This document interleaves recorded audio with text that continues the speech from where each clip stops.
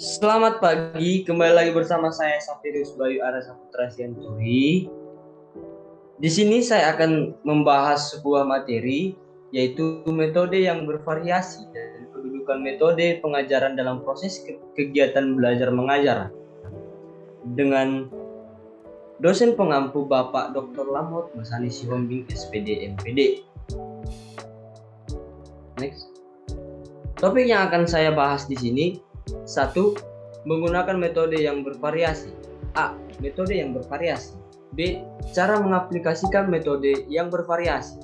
Dan nomor 2, kedudukan metode pengajaran dalam proses kegiatan belajar mengajar. A. Metode pengajaran kegiatan belajar mengajar. B. Kedudukan metode dalam kegiatan belajar mengajar. C. Kegiatan belajar mengajar. Selanjutnya, 1. Menggunakan metode yang bervariasi.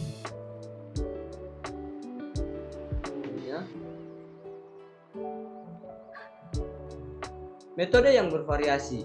Dalam mengajar, guru jarang sekali menggunakan satu metode karena mereka menyadari bahwa semua metode ada kebaikan, ada kelemahannya. Penggunaan satu metode lebih cenderung menghasilkan kegiatan belajar mengajar yang membosankan bagi anak didik. Jalan pengajaran pun tampak kaku. Anak didik terlihat kurang bergairah belajar.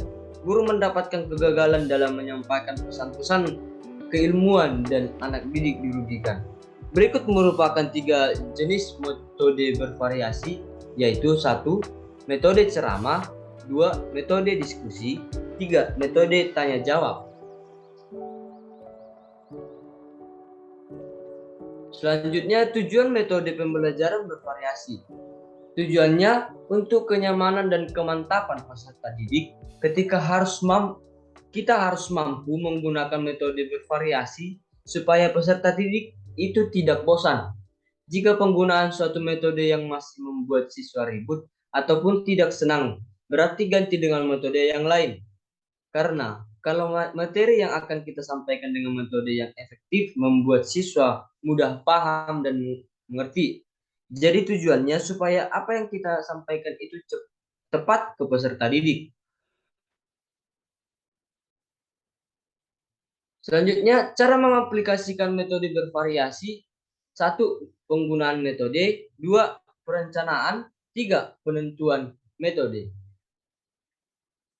Selanjutnya, 2. Kedudukan metode pengajaran dalam proses kegiatan belajar mengajar.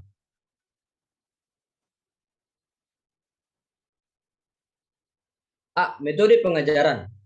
Pengertian metode dalam KBBI tahun 1995 adalah cara kerja yang bersistem untuk memudahkan pelaksanaan suatu kegiatan guna mencapai tujuan yang ditentukan. Sejalan dengan pengertian di atas, Kusumah tahun 2009 mengatakan bahwa metode adalah cara yang digunakan oleh guru dalam melaksanakan kegiatan belajar mengajar di kelas sebagai upaya untuk mencapai tujuan pembelajaran yang telah ditetapkan.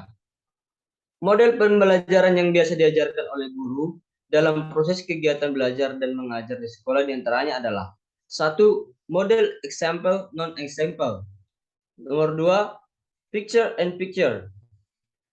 Yang ketiga, student teams achievement division atau tim siswa kelompok prestasi. Yang keempat, jigsaw. Yang kelima, problem design introduction atau pembelajaran berdasarkan masalah. Yang keenam, mind mapping, peta pemikiran. Yang ketujuh, make a match, mencari pasangan. Yang ke-8, snowball throwing atau bola salju. Selanjutnya, B. Kegiatan belajar mengajar. Strategi pembangunan pembelajaran meliputi 1.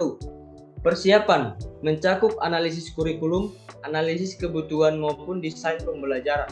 Yang kedua, metode yang digunakan secara umum adalah klasikal kelompok individual.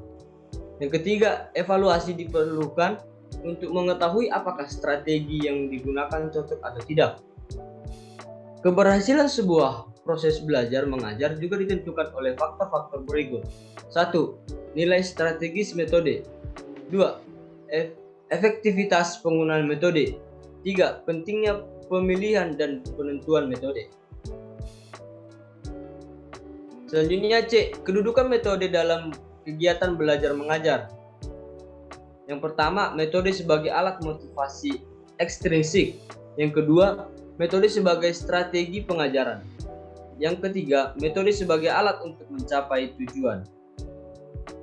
Selanjutnya, sekian presentasi dari saya. Semoga apa yang saya sampaikan dapat berguna sebagai tambahan ilmu bagi para pendengar. Dan saya mohon maaf jika selama presentasi ada kata atau sikap yang kurang berkenan. Sekian dan terima kasih.